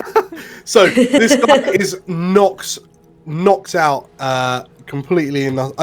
Sorry, are you killing or just knocking him unconscious? Just knocking him out. It's just the pommel. Okay. And then In we which drown case, him. yeah, you see this guy, like his head like flips, and he slumps to the ground collapses to the ground in a heap. As that happens, you hear like a noise coming from the captain's deck to your left, like up the stairs. And you It's have all this. right, Captain. I just slipped. It's fine. Sorry about that. Katya, that sounds like a Strength check. contested performance versus insight. Well, while she's Well- doing that, can Balthazar and I be dragging this guy away and shoving him in a crate or something? Yeah, he's going Well- in a crate. Yeah. Whilst I want to help with that as well, run forward to help with putting him in the crate, but I would also like to take his clothes and put them on and dress and Oh, make that is myself look like grand. him. Yeah. Okie dokie. So catch you first. Oh, that's a 29. Oh my Nice. god. Wow. Nice. Yes. It was really slippy. I'm sorry, Captain. I just slipped. I banged my knee. I'll be fine. I'll go down the infirmary by myself. You He know. was not Cockney at all. I know. I couldn't do the accent. I couldn't do the accent, but for Catcher, it's perfect. It's like Yeah, uncanny. For Carl, not so much. I got it. Okay, brilliant. So the captain shouts out, "Well, which way you're going next time?" He shouts. I will, Captain. I'm so sorry. And Slate, you manage to. So Slate, Zumbo, and Balthazar, you kind of drag this guy off. To Drag him off. I'll be like to everyone, going, "Quick, help me take his clothes off." Also, I want to point out, Hiram was behind the crates all this time, just goes around like, what are you all doing? Why are you so loud? And Catcher points to her head like, "Why are you whispering? We could talk as loud as we want in our minds." I mean, And then out Not loud, Slate wrong. goes, "Oh." We're definitely tying this guy up and gagging him as well as shoving him in the crate. sure. Doing a barrel. And taking his clothes off. Well, Why are we Too late, speaking yeah. that? What? that's a slate, Slate? thing. Yeah, Zumbo's not got anything to do with the clothes removal. I think I already know where this is going, Hiram. Let's do. Give him one of my clothes, and Oh, then just- I'll give him like my sock, because I'm like, I don't want And him is to have any of Dobby my now clothes. free? So, Oh, which if someone pings which crate you're chucking them in, I can. Oh God! What if we Okay. choose the wrong one, and then suddenly in it's case like, it matters. In Oh, case what it about matters. what about one of these bottom ones, and then we put a crate on top of it or something? Right. Okay. Ah. So Hopefully, it's not the crate of thumbtacks they were transporting. The only got- cacti specimens. I only got one hit point left. Okay, so you, in true Agent 47 Hitman style, it's like you kind of reach out, you touch this pirate, and then all his clothes just disappear. And so yeah, you are able. Actually, why are you taking these clothes off? Yeah, you've got a magic Your item. shimmer weave can just replicate their look. it can only do 5 things, and there's 5 things that Slate has already chosen to do with it, which is basically all of the characters, the Right. masks that Slate is. Okay. So, okay, whilst it was a great idea to have the shimmer weave, actually it's already run out of uses. Well, not in that way. It just looks very nice. Sure. Okay, so as you're doing this, you throw the guy in. He's just in his skivvies, and you put the lid back on. You slide the box over. You've managed to convince the captain that this guy's just stumbled and fallen. Whilst this is happening, Balthazar the Wombat has just gone, "Oh, that was very exciting," and at the presence of violence, Emily nods. Solemnly. Hiram, what are you doing while this is all happening? Apart from losing your Hiram is mind. Just very confused. Like, I thought we had a plan. We do, and it's working. 100% Hiram. 100%. What? They just Slade is stripping someone before we putting him into a crate. How is that working? Have we been discovered? No. We're Really? fine. Yes. 100%. You just had to knock someone. You Well, just had to knock someone briefly, unconscious yeah. because you have been discovered. Okay. You're stealth drunk. We can get rid of him 99.9%. completely. You're not killing him. So, Look, it's a solution. It's not the solution. It's just a solution. Hey, Also, there's a what, door. what is your just need to strip people once you're not them unconscious? Do we need to have a conversation about consent? what? I need the clothes. They don't clearly right now need any clothes because they're in a crate. You lot, enough Did you guys messing make Close around. the sure he crate. can- Did you guys Will make he- sure he can breathe, by the way? Just It'll be let fine. go. Good idea. I'll just like poke a hole at the top of the crate. You don't poke him. He's got like one HP. Poker comes back red, like, oh! Well, that's So- sorted. Right, there's a door here. There's a door there. Okay, so is everyone? What's everyone doing? What's everyone doing? Balthazar has correctly pointed out that there is a door on the southeast corner of the ship. What can we see if we look down here, Dan? So as you peer through so there's kind of a metal grate on the floor with slits in it, and you know that they're just kind of like air ventilation type slits. Terrible for waterproofing, great for breathing. And through the slits in the grate, you see pitch darkness. You actually give me a perception check. Do I see pitch darkness? That's a good question, Zumbo. Give me a perception check. Okay.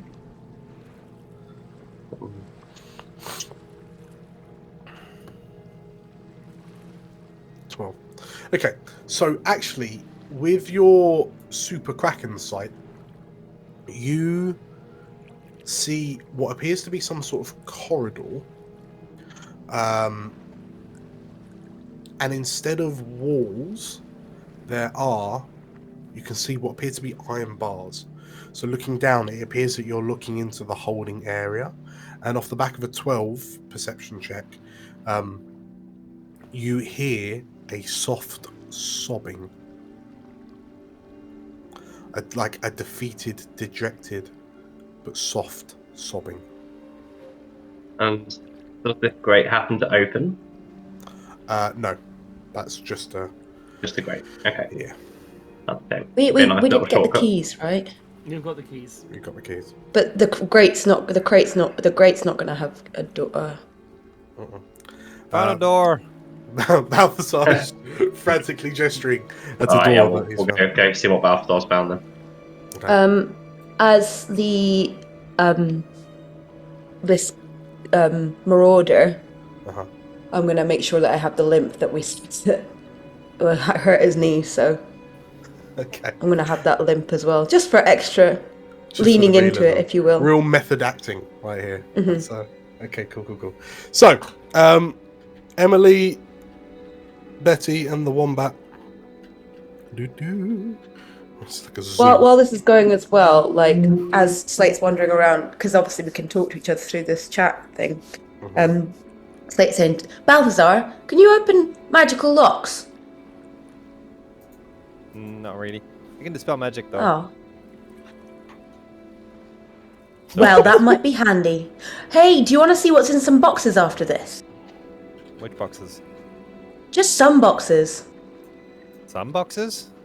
Yeah! Sure. Secret boxes. You don't know what could be in them. It could be a world of goodness or mystery solved. Hey, we already got you a pair of clothes. So, you know, I bet that Magnus and the others are having a less chaotic time, and even though they're the distraction. It's where we look over Suzail and we see someone slowly rising into the air.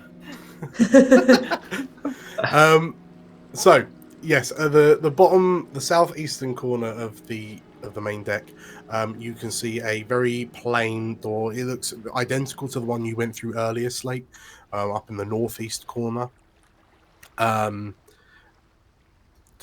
mean, there's not all that much to say about the door. It's like it's as uniform as they come. As I'm dressed like a marauder, I'll go, "Allow me," and I'll go to open the door. Sure.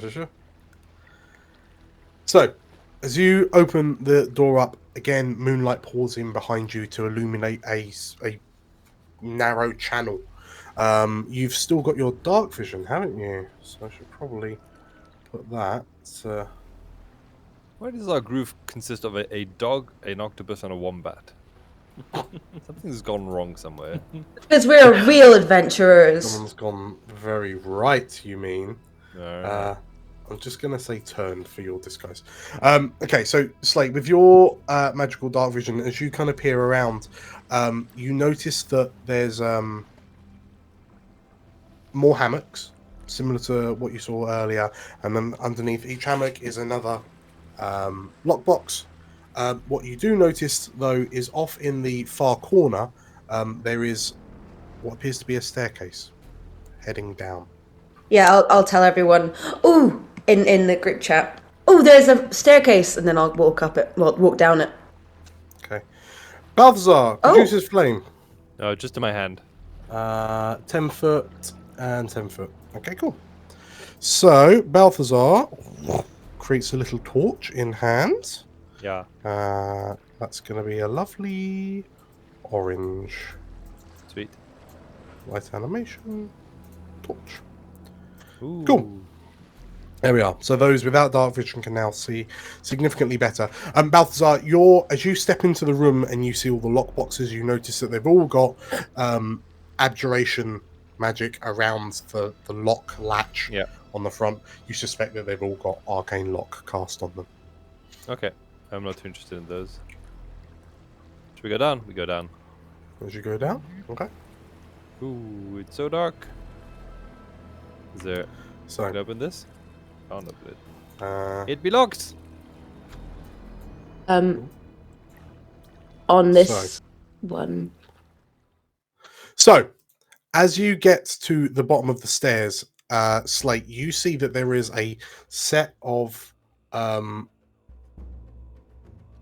bars that does have a key lock on them. And as you go to open, you try to open it, but it is distinctly locked. It's only when Katya, you come down holding the keys from the captain, that you realise that these are lock and key. And as you put the key in turn, there's a heavy and then the gate swings open. Turn around to everyone and go shh, and continue to walk. So you find yourself in a small room, in the front corner of the ship. There are again 2 more doors, one to your left, one to your right. The one to your right seems like it would cross onto the northern half of the ship, whereas the door to the right looks a lot more, is a heavily reinforced door. So it's thick wood, sturdy wood, lined with reinforced metal bars to give it some sort of protection. Hiram, well, actually, any of you really, this door screams like a prison door, whereas the one to your right is much more kind of mundane in use. All right. Like we're in the right place. Yeah. Is this the mundane one, Dan? The one at the top? Yes, yeah. So the one to your north is like the mundane one, and you feel that it just crosses to the other half of the ship. Can we hear anything behind the sturdy-looking prison door? You can give me another perception check if you so wish. Mm-hmm. Cool.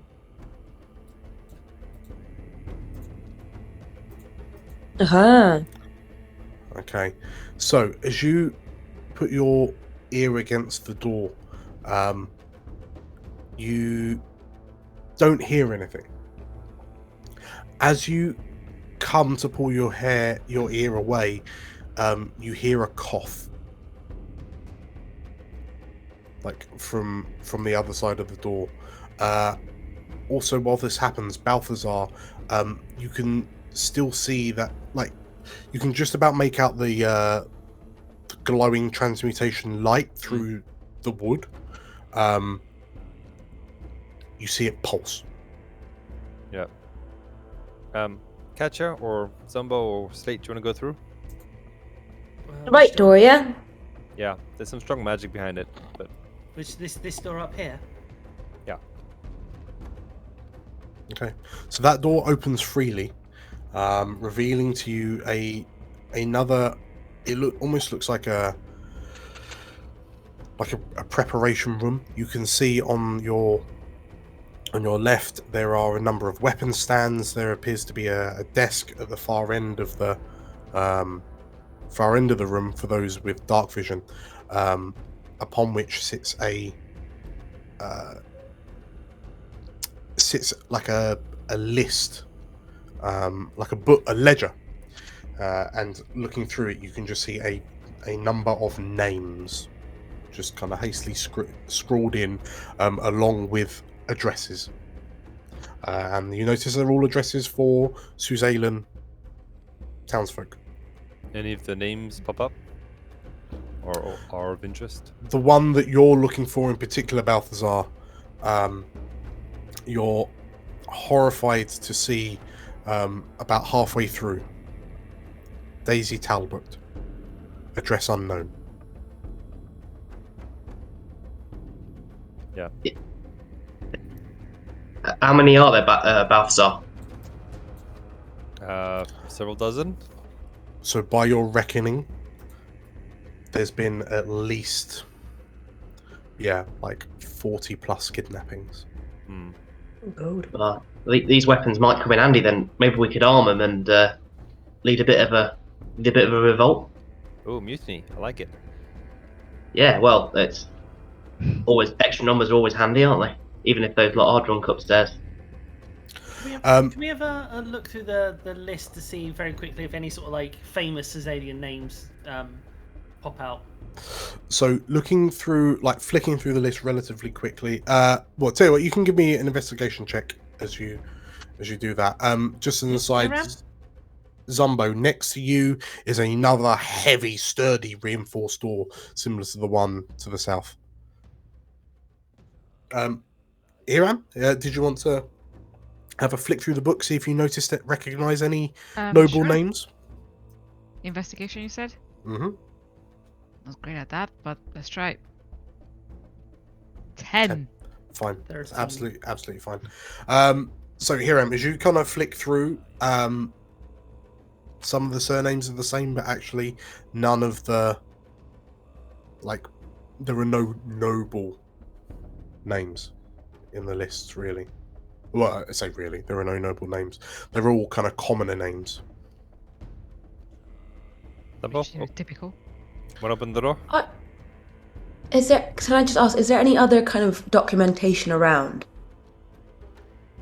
Like, it just says names and addresses. It doesn't say anything like why, where, how, when. Just names and addresses, and it looks there's no kind of dating or anything like that. It just seems to be like a catalogue of where, of who's been picked up and where they come from, like where they live. There's no records of crimes or accusations or whatever. To look at it, it doesn't seem like a prison register. It just seems like a list, and it seems off. And on the walls where there's like this rack of things, what kind of, is it just weapons for armament, or is there some sort of like? There's like batons and a couple of short swords. Like they're all relatively small weapons for use on a ship, and you suspect that like these would be wielded by the prison guards, if you will. Want to do the honours on this door? Yeah. Okay. So, Katya, as you approach the door, you find that your key fits into it as well. And as the door swings open, there's a cry of surprise as the door swings open. It's okay. Shush. And as you say that and kind of step in, you see a number of people shirking away from you into the corners of what appear to be prison cells. Like relatively small 10 by 10 prison cells, equipped with nothing more than like soiled, matted hay and the occasional bloodstain. Balthazar, I need your light. Get in here. Yeah.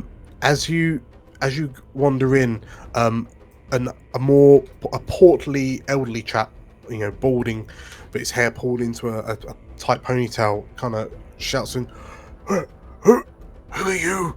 What are you doing here? You can't be here." Wait. My name's Luke Skywalker. I'm here to rescue you. No, we're the Warhounds. We're here to rescue you. As you say that, you hear some more voices in the dark. Did she say the Warhounds? I think she said the Warhounds. The Warhounds are here. People, let's keep it down. This is supposed to be a stealth Are mission. you here to save us? You're here to rescue us, aren't you? Are you Sharon? Silent admiration, if you don't mind. Who's the Sharon here? So, Balthazar, as you say that, like, you can see the prisoners in the two cells either side of you are kind of, they're squinting, shielding their face from the light, and it's clear that they have been in, like, the only source of light in this room is coming from Balthazar's flame in the palm of his hand, and it's clear that everyone in this room has been in utter darkness for some considerable time, you would assume. As if you put out the flame, I can create a softer light. Oh God, gonna burn out the retinas. Yeah, more light. I'll give Catch a light. That's okay. I was going to use my moon sword because it would have been a softer light. I'll give Hiram some more light. So we're just gonna, 3 sources of light then. okay. It's supposed to be a stealth mission, you lot. I like the way that these poor folk have been in darkness for ages, and you're just like, instead of just easing them in, you're like, more light! That's what I was trying to say. If I use the moon sword, it's a natural light. But we're going for like, make your peace with it. we're going for like the eye of a nuclear explosion. You wanted Can I to just see say, light? Can I just say, by the way, I'm not going in with everyone. I'm standing watch by the door. Sure. So, as this... Also, I have to point out, this light's going to be shining through the freaking grate above us, I imagine, as well. Yeah. I am voting. The moon sword should be enough. Can get. Oh my God. There we go. Right. Got a disco in here. Okay, so we have Balthazar's produced flame, we have Katya's sword, and we have Hiram just glowing. Glowing. Thanks to Balthazar. I cast Dispel Magic. Hold on. So, as this happens, one of the prisoners looks to you, and like to look at them, they're all wearing kind of Suzailan commoner, like townsfolk gear, like none of them are wearing kind of fancy rags or anything, and it looks like, given that they're still wearing these clothes, that they've just been scooped up off the streets and just brought here. Dad, this guy's got a bear hat on. Does he though? Well, I mean, yeah, maybe he does. He was wearing a bear hat when he got scooped up. But yeah, they're not wearing like prisoner attire or anything like that. It looks like they've just been kidnapped. And like as this is all happening, and sort of like somebody, you're just like, it's supposed to be a stealth mission. Your perception is high enough that you can hear someone fumbling for keys on the other side of this door. Oh! Catcher darts forward and shoves the keys in her side, attempting to push the keys out the other side. Give me a sleight of hand check.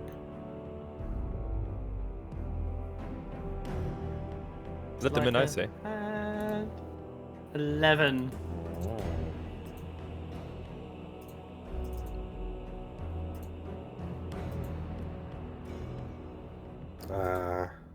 What do you roll? What do you roll?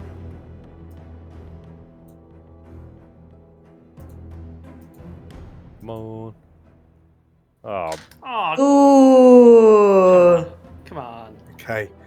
So Katya, you like Zumbo, your head turns as you hear the jangling of keys. And like as you look to the rest of the Warhounds, Katya, you realise what's happening, and as you dive forward, you manage to just like jam the key, like you fumble for a bit, but you jam the key into the lock, and you feel your hand like being bumped back as like a set of keys is being pushed in from the other side, and like you can hear it as the keys try to turn, but because you've got in there first, you're stopping it, and you just hear, "Oh, for goodness sake!" You have to take your keys out. I'm trying to open the door, but if you put your keys in, I can't open the door. So you take your keys out, and then I will. Why are you talking? Because she's now talking with the voice of the other guy. Yes. No. Oh, Yeah. There's a moment of silence. You'd gotten away with it, Carl. yeah, we were so close. It's okay. No, it's good. It's okay. It's all good. It's all good. We'll be okay. And you hear the key. You feel the key leave the keyhole. All right, can we all just prepare spells and then we'll just cast it whenever we open? And starts rattling the keys on their side. It's like, you've gone and broken it. You've broken the door. Zumbo's using this distraction to try and pick these prison locks open and get these people out. Okay. So, Zumbos, you start trying to pick locks. Okay, you're stood with the keys to this door. Like Hiram and Balthazar, you're both like Macaulay Culkining. Slate, what are you doing? Yes. What are you doing? Well, I don't know if I'm hearing. Has this kind of been broadcast on the group chat at all, or? It's out loud. You'd hear us all swearing in the group chat as well, probably. Yeah. Try and open. Nope, can't open that one. Okay. I guess I'd run through Okay. to kind of be the front person, I guess. Yep. Mm-hmm. Since, and be like, everyone hide.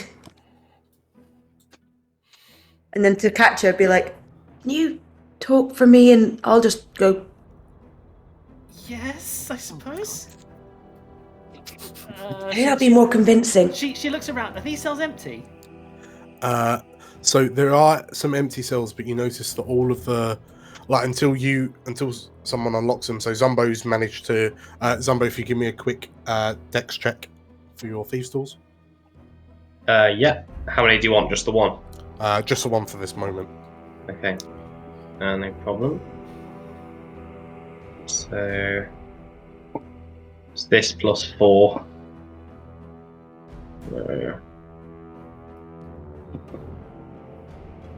Okay. Oh dear. The pressure. Under the pressure, you're slipping and you're fumbling, so you don't manage to unlock this particular gate. But like Katya, you realise that per action you could use these keys to unlock a gate, Yeah, like she a wants cell. unlock this one. Slide in basically next to Slate. Okay. So you unlock that, and you'll have to let me know if you want in or out. So you two jump in. Balthazar, Katya, and Slate have just disappeared into a prison cell. Oh, I don't need to. Oh no, sorry. Yeah. Is everyone else piling into that? Sure. I think I'm Yeah. outside with the pets Sure. and Emily. Emily's just. What is Where is happening? Emily? She's. Emily is here under the wombat. Chaos. Friendly. Emily's preparing her crossbow. You're like Dr. Doolittle at the end of this corridor. With. Yeah, I think at one point I do actually pick up like Betty, like, and then me away from the door. I think Okay. you should put the wombat on Drool and then Betty on the wombat. But could I argue that I continue to try and pick these locks, but because I'm obscured by Slate, I could hide behind them Sure. because they're a size bigger than me.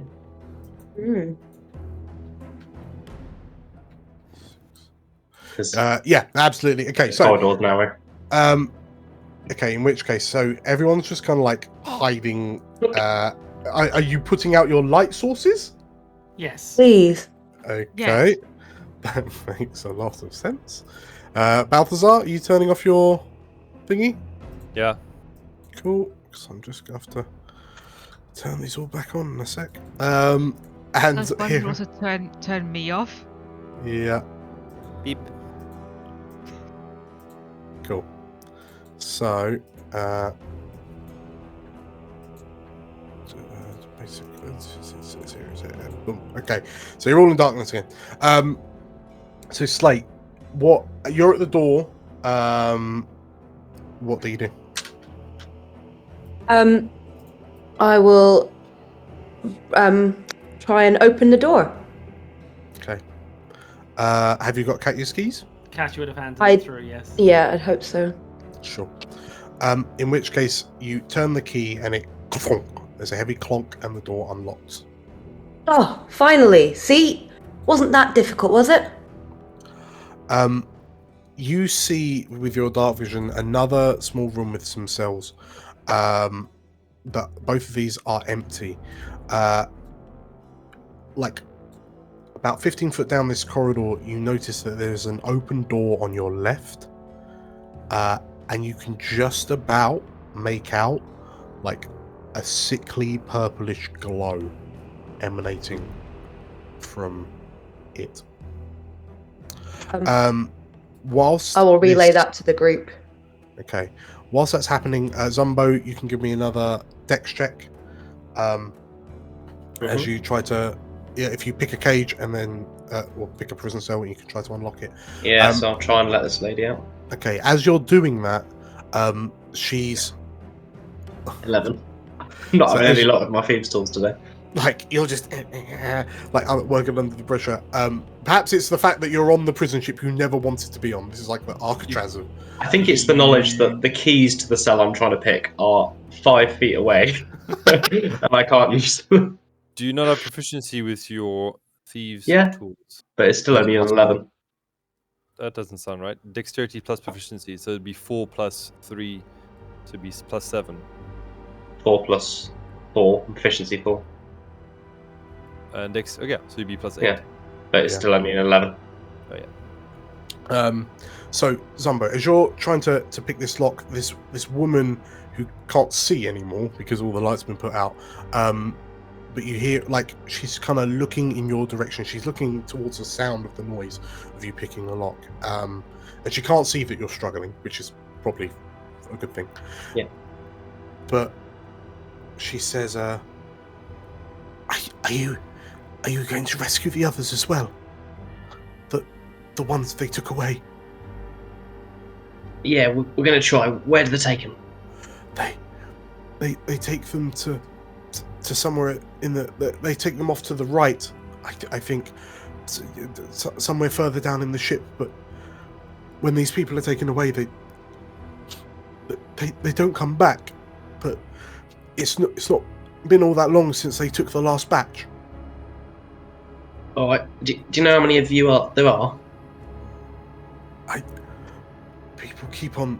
I've lost count. They're scattered us. They've scattered us throughout the ship. But when it's so dark, it's difficult to see what's happening. We only get light when they bring in more prisoners. You haven't seen a halfling lady, have you? Blonde hair. Is she one of the ones they took away? She frowns and no. I've seen a halfling woman with brown hair though. Yeah, that'll do. All right. They took her away, did they? Off to the right. One of a male voice from the other side of like behind you. She was in the last group. Yes. All right. Well, you lot all just sit tight. I'm gonna get you all out of here as soon as I can. And she nods. She's not looking at you though. She just kind of nods to where she thinks you are. So, Hiram, what have you closed the door? Like this door by Yeah. you? Okay, cool. So, as this happens,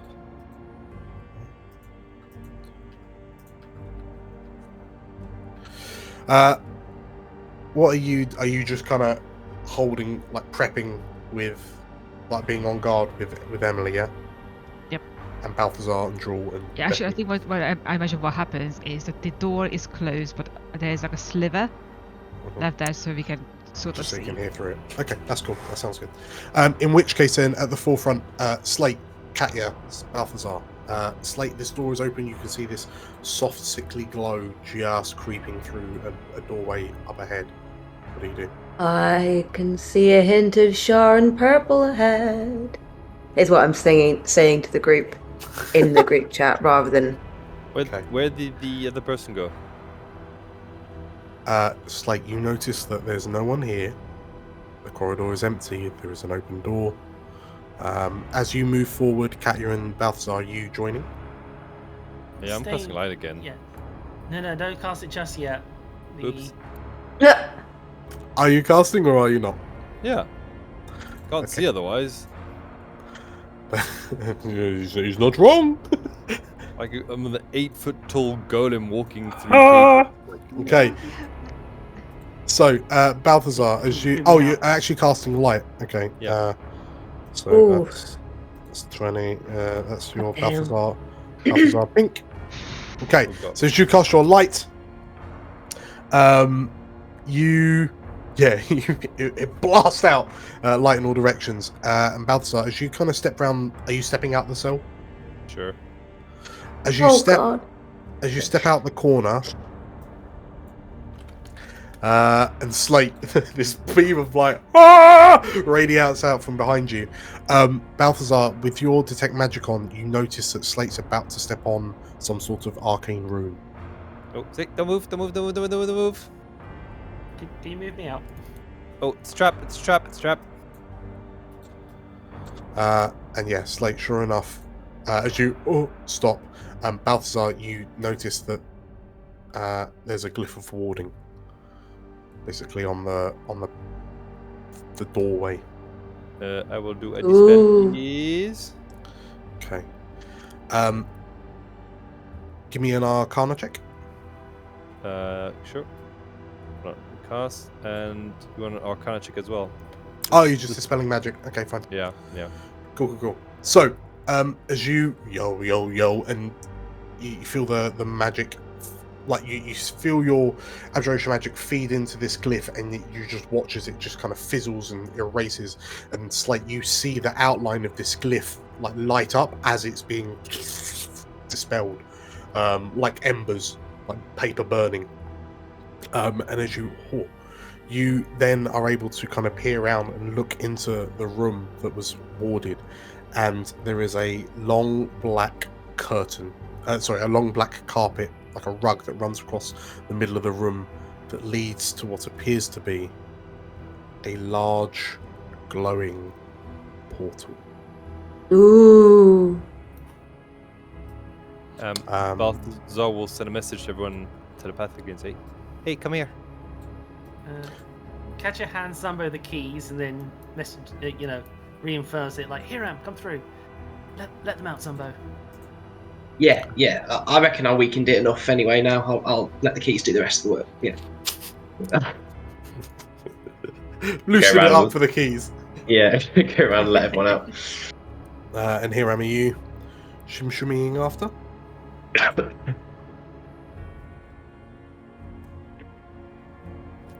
I'll probably run quick back into the armory and grab like something simple to use for each of these people, like a short sword or something, and just tell them they can either come with us or they can make their own way back, but don't get in our way and don't raise the alarm. Sure. Okay, so if everyone's just kind of like dashing, so you all, so Zumba, which are you just trying to do as many? Yeah, I was going to let them all out. Yeah. Okay.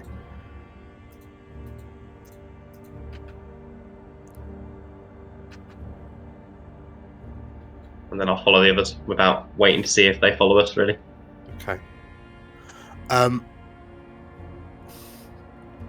Zumbo, as you finish unlocking the doors, and as you kind of turn to leave and you've just left the door and you're about to close it, you hear a sound of surprise from behind you.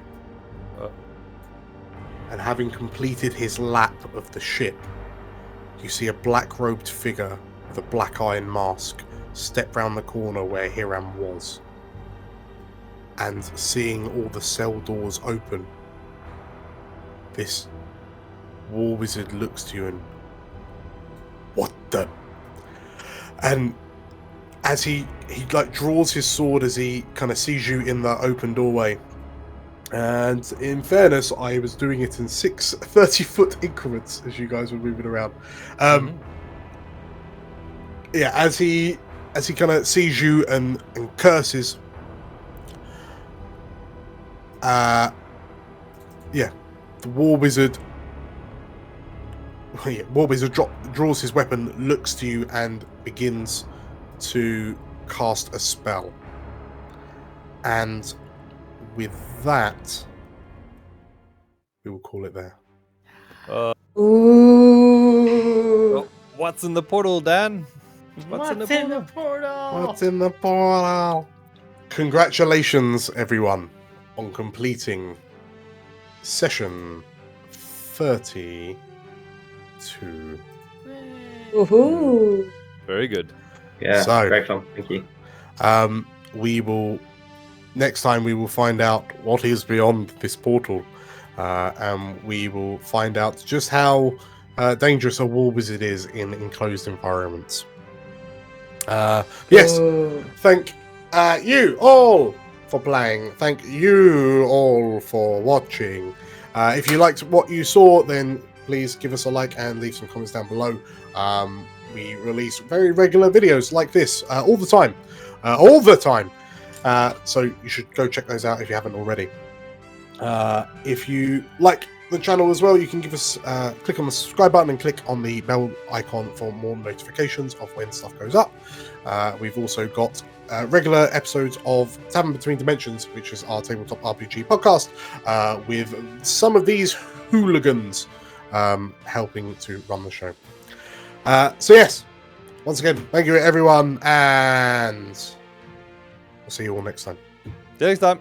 See you See you next later. time. See you soon. Bye. Bye. Now aboard the Penitent Martyr, the Warhounds have discovered where the kidnapped Suzailans are being kept, but their enemy's motive yet eludes them.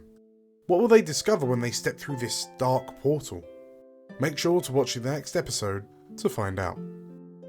Thanks to all of you for watching until the end.